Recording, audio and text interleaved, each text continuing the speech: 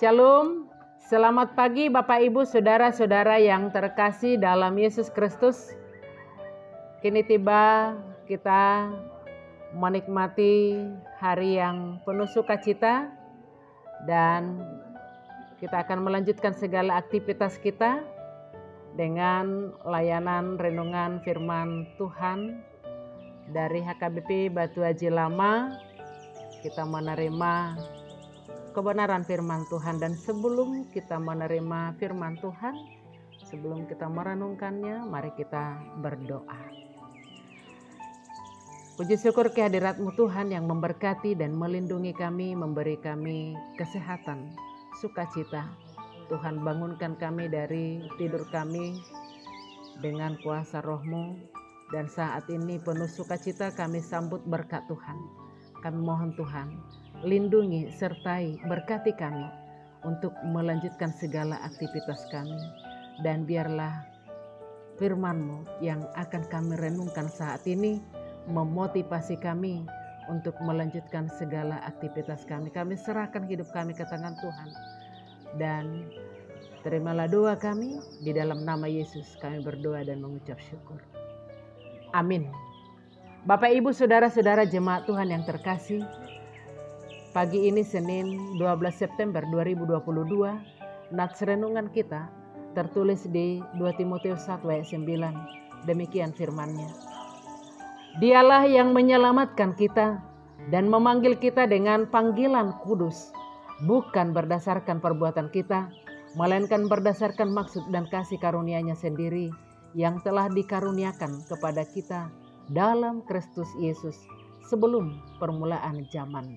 Bahasa Batak di dok, ai di palua jala di jodoh hita marhite-hite pajuan nabadia, dada marguru tu ulauta, tung siang tahina, dohot siang asini roha, nabi nasabasahon natu hita, di bagasan Kristus Yesus, nasian mulani mulana.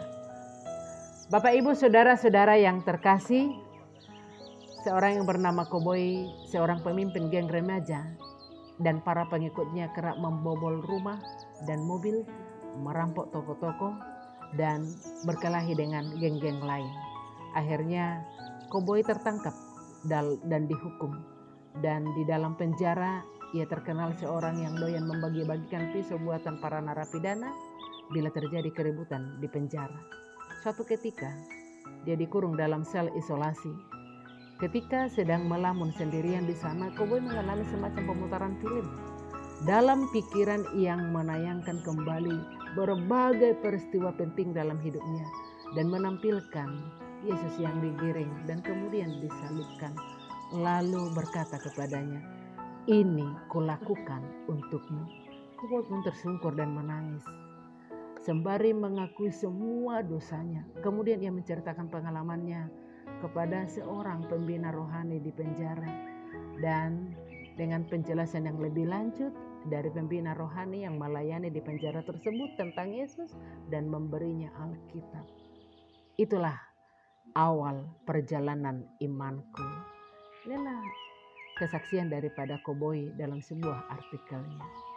Saudara-saudara yang terkasih, dan berkelanjutan lagi, sekalipun dia diperlakukan buruk karena imannya, Koboi merasa damai karena ia sudah menemukan panggilan baru. Saudara-saudara yang dikasihi Yesus, dalam surat kepada Timotius dari Rasul Paulus ini berbicara tentang kuasa Kristus yang mengubah hidup.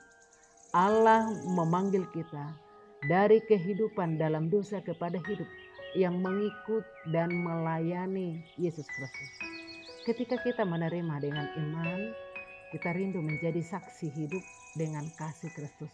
Roh Kudus memampukan kita untuk melakukannya.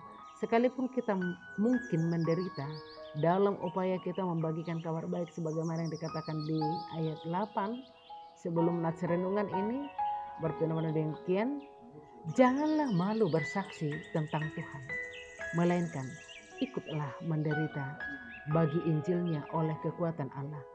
Saudara-saudara, marilah kita menghidupi panggilan yang dari Tuhan, sebab Dia merindukan kita juga ikut ambil bagian dalam pemberitaan Injil tersebut. Bapak, Ibu, saudara-saudara yang dikasihi Tuhan, kenapa kita diselamatkan dan dipanggil terlebih dengan panggilan kudus? Apakah karena perbuatan, atau karena kita layak, atau kita punya kelebihan dari orang lain? Saudara-saudara menemukan alasan kenapa Tuhan menyelamatkan dan memanggil kita adalah hal yang sangat penting.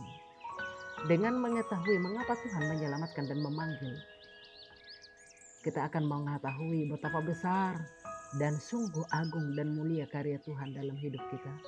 Paulus menjelaskan bahwa Injil adalah karya penyelamatan dan pemanggilan Tuhan. Karya keselamatan dan pemanggilan ditetapkan berdasarkan kasih karunia-Nya. Karena itu dinyatakan di dalam Yesus Kristus Juru Selamat yang telah mematahkan kuasa maut dan mendatangkan hidup yang tidak dapat binasa. Saudara-saudara, jemaat Tuhan yang dikasihi Yesus, dari dirinya sendiri tidak seorang pun yang layak mendapatkan keselamatan, karena semua manusia sudah jatuh ke dalam dosa dan upah dosa adalah maut. Tidak ada kekuatan yang dapat mengubah kebinasaan akibat dosa. Perbuatan baik, amal ibadah, atau apapun yang dilakukan manusia tidak akan sanggup. Tetapi hanya karena kasih karunia Tuhanlah yang berkuasa memberi kita keselamatan. Inilah Injil yang diterima dan diberitakan Paulus. Injil adalah alasan mengapa Paulus mau menderita dan bertahan. Sebab Paulus tahu bahwa Allah yang dia percaya adalah sumber keselamatan dan panggilannya, dan Dia yang menyelamatkan dan memanggil, berkuasa memelihara segala yang dipercayakan kepadanya.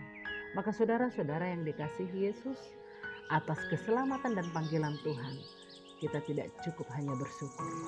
Dalam keselamatan dan panggilan yang kita terima, ada tugas yang harus kita tunaikan, yaitu menjadi alat di tangan Tuhan, memberitakan Injil yang menyelamatkan melalui kehidupan kita. Nyata kasih karunia Yesus Kristus yang bisa dilihat dan dirasakan orang-orang di sekeliling kita. Untuk itu saudara-saudara, mari menjadi saluran berkat dan menjadi alat Tuhan. Tuhan Yesus memberkati kita dan melindungi kita dalam melaksanakan segala aktivitas kita satu hari ini. Amin. Shalom. Salam sehat.